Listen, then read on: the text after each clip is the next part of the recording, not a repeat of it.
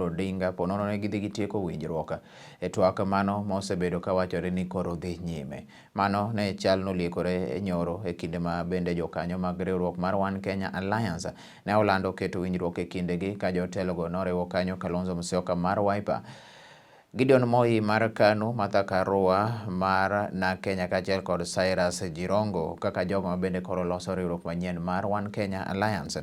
E twak margi ne giwacho ni koro winjruok koro pod dhi nyime kod jogo ma bende dwaro mondo giriwre kodgi ma bende chal ni en mar Azimio la Umoja. Kendo giwacho ni ponono ni winjruok mano biro chopo kare to gibiro dhi keto e lela mondo mi koro jopiny bende koro yangi tudruok makanyo ma bende gichano mondo gidhi gibed godo e telo kochopo bang' yiero ma itimo dwe mar 8 higani.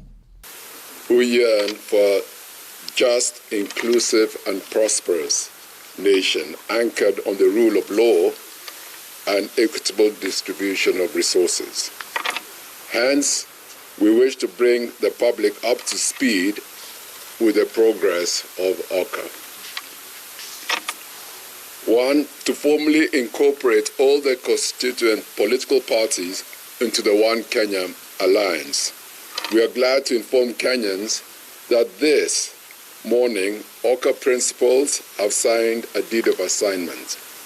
This is an affirmation of our commitment to standing firm together and focus on securing the lives of Kenyans.